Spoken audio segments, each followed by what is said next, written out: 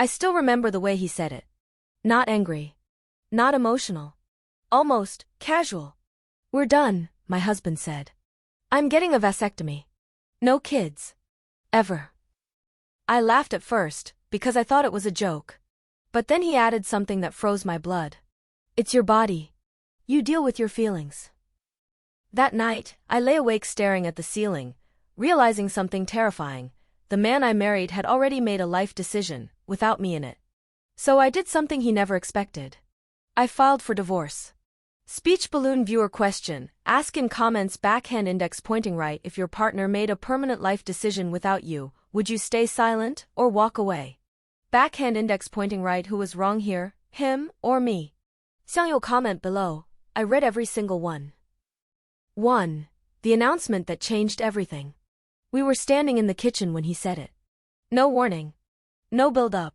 Just the hum of the refrigerator, the smell of burnt toast, and his voice, calm, confident, final. I booked a vasectomy appointment. I turned around slowly, still holding my coffee mug.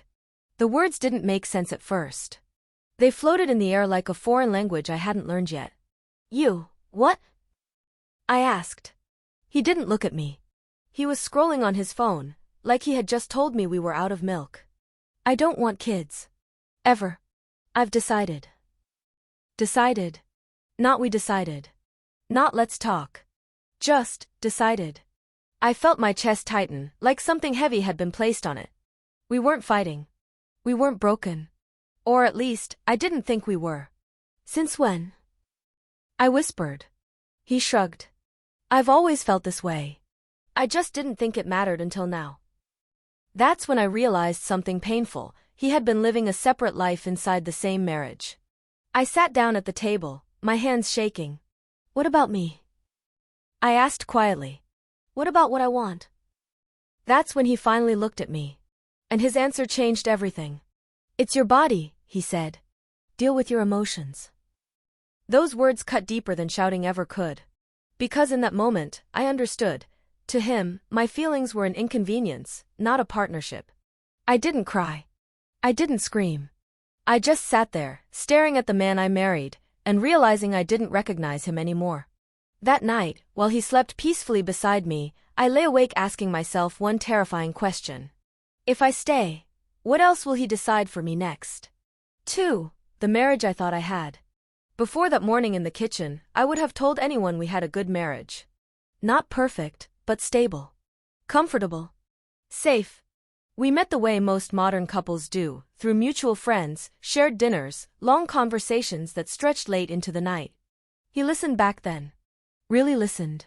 He asked questions about my dreams, my childhood, the kind of future I imagined. I remember telling him, half joking, half serious, that one day I wanted a home filled with noise, laughter, footsteps, maybe even children arguing over whose turn it was to sit by the window. He smiled when I said that. He didn't argue. He didn't disagree. Looking back now, I realize silence can sometimes be the most dangerous lie. In the early years of our marriage, everything felt aligned. We worked long hours, built routines, celebrated small wins. Sunday mornings meant coffee together. Friday nights meant takeout and old movies. When people asked us about kids, he'd squeeze my hand and say, "We'll see." Not yet. And I believed that meant someday. Because why wouldn't I? Marriage, to me, was a shared road, two people walking forward together, adjusting their pace when one of them needed it. I believed decisions were made with each other, not over each other. I believed love meant compromise, conversation, respect. What I didn't see, or maybe didn't want to see, was how often his comfort came first. When we chose where to live, it was closer to his job. When we planned vacations, they matched his interests. When I brought up things that mattered deeply to me, the conversations somehow always ended with, "Let's talk about it later." Later never came. At the time, I told myself that was normal. That marriage wasn't about winning every argument. That patience was love. That understanding meant letting things go. But there's a difference between letting things go and slowly disappearing. I remember one night, years before the vasectomy conversation, when we were lying in bed talking about the future. I mentioned children again. Softly, carefully, like it was fragile glass. "What if we regret not having them?" I asked. He went quiet for a moment, then laughed lightly. Let's just enjoy what we have, he said. Why complicate it? I let it drop. Again. That's what I did best back then, I adjusted. I softened my edges. I made my dreams smaller so they'd fit inside his comfort. I thought that was love. What I didn't understand was that while I was bending, he was deciding. Quietly. Privately. Without me. The signs were there. I see them now with painful clarity. The way he avoided long-term conversations. The way he dismissed emotions as overthinking. The way my needs were always framed as optional, negotiable, inconvenient. But when you love someone, you don't keep score. You trust. You assume good intentions. You believe the person beside you values your voice as much as their own. I believed that. And that's why his words in the kitchen hurt so much, not just because of the vasectomy, but because they revealed the truth I had been avoiding. The marriage I thought I had was never the marriage he thought he was in. That realization didn't explode all at once. It settled slowly, heavy, suffocating, like fog filling a room. And as I lay awake that night, listening to him breathe beside me, another question began to form in my mind, one that terrified me more than divorce ever could. If I stay silent now, will I lose myself completely? Speech balloon viewer question. 4 comments backhand index pointing right. Have you ever realized too late that you were the only one compromising in a relationship? Backhand index pointing right. Where do you draw the line between patience and self-betrayal? 3. Your body, the words that exposed everything. I replay those 2 words in my head more times than I can count. Your body. Not said with respect. Not said with empathy. But as a dismissal. At first, I tried to convince myself I had misunderstood him. Maybe he meant I could feel however I wanted. Maybe he was trying, badly, to say my emotions were mine to process. That's what love makes you do. It rewrites cruelty into something easier to survive. But the more I thought about it, the clearer it became. Those words weren't about autonomy. They were about separation. His choice. My feelings. 2 different worlds. I asked him later that evening, when the house was quiet and there was nowhere left to hide behind distractions. What did you mean when you said that? I asked. He sighed, like I was exhausting him. I mean exactly what I said, he replied. It's my body. I don't want kids. You're allowed to feel upset, but that's not my responsibility. Not my responsibility. That's when something inside me cracked, not loudly, not dramatically, but deeply. Because marriage, as I understood it, was about shared responsibility. Shared consequences. Shared futures. And suddenly, I realized he had removed himself from all of it. I tried to explain. I told him this wasn't just about children, it was about us. About how permanent decisions reshape lives.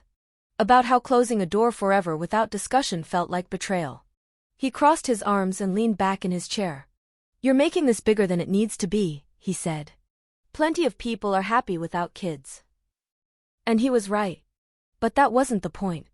The point was that he had already decided what happiness looked like, and I wasn't part of the equation. What hurt most wasn't the vasectomy. It was the way he spoke, calm, logical, detached, like we were negotiating a contract, not a marriage. There was no curiosity about my pain. No question about my dreams. No pause to consider the weight of what he was taking away. Just finality. That night, I sat alone in the bathroom, staring at my reflection. I barely recognized the woman looking back at me.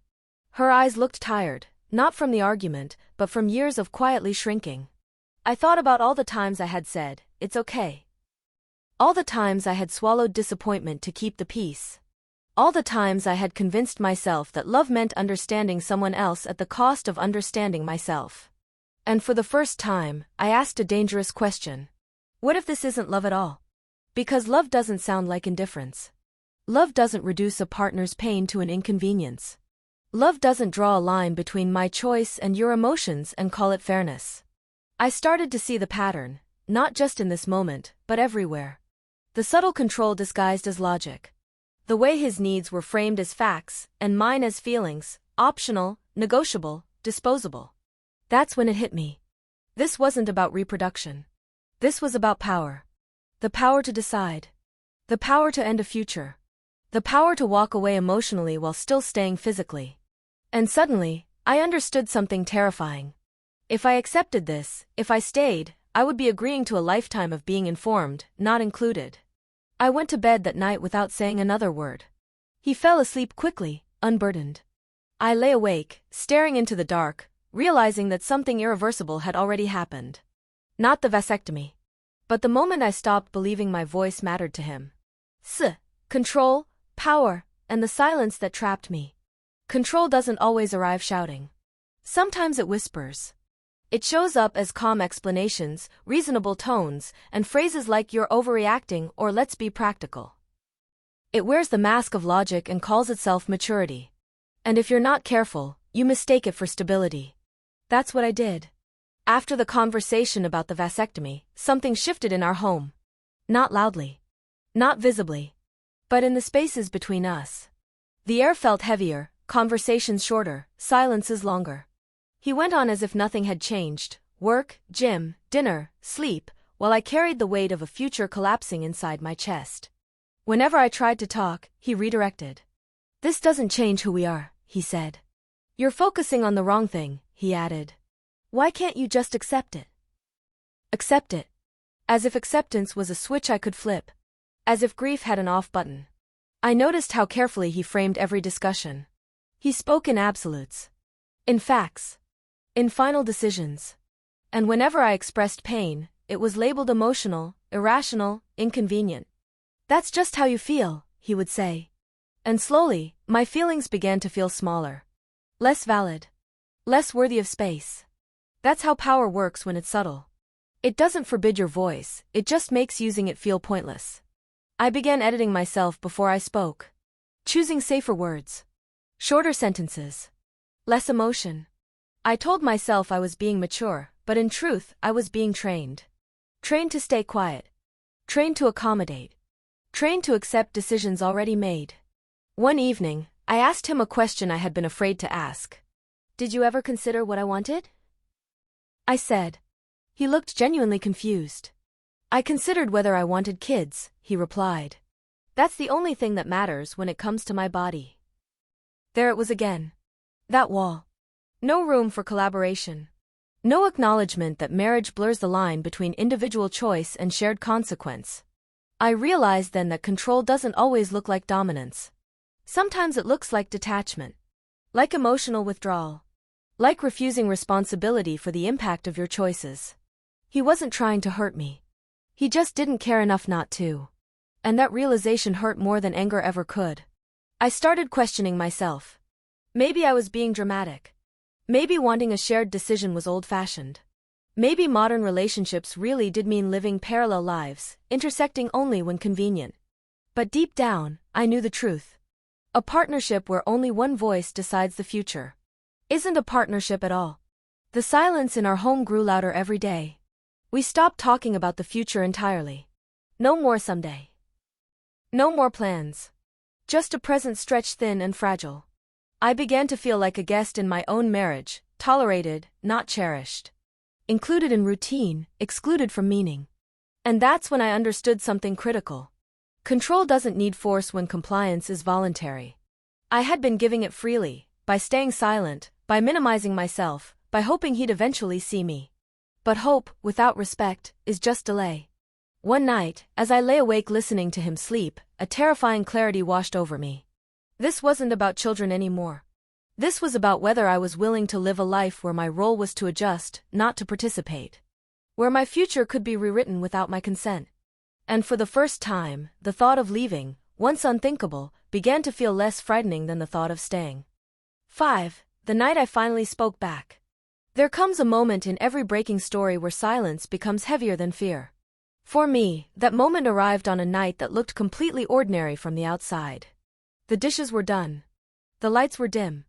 The television murmured in the background. He sat on the couch scrolling through his phone, relaxed, at ease in a life that hadn't been shaken the way mine had. And suddenly, something inside me snapped.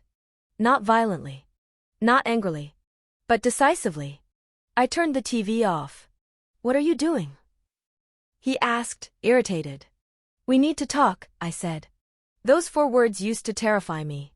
That night, they felt necessary, inevitable.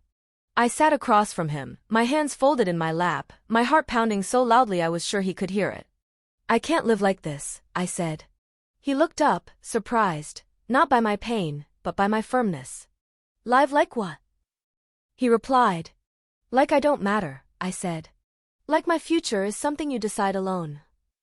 He laughed, not cruelly, but dismissively. You're still stuck on this? He said. I already told you how I feel. And for the first time, I didn't soften my voice. I know how you feel, I replied. But you don't seem to care how I feel. Silence.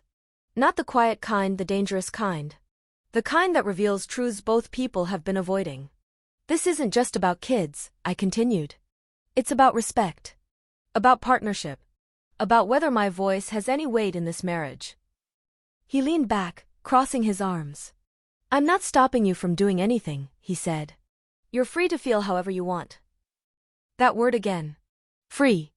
But freedom without consideration is abandonment disguised as independence. I don't want freedom from you, I said, my voice shaking now. I want a life with you. He stared at me for a long moment, then said something I will never forget. I don't want to build my life around someone else's expectations. There it was. Clear. Honest. Final. In that instant, I understood the truth I had been running from. He didn't see marriage as a shared future. He saw it as coexistence, as long as nothing interfered with his choices. I stood up slowly, my legs trembling. Then we don't want the same marriage, I said.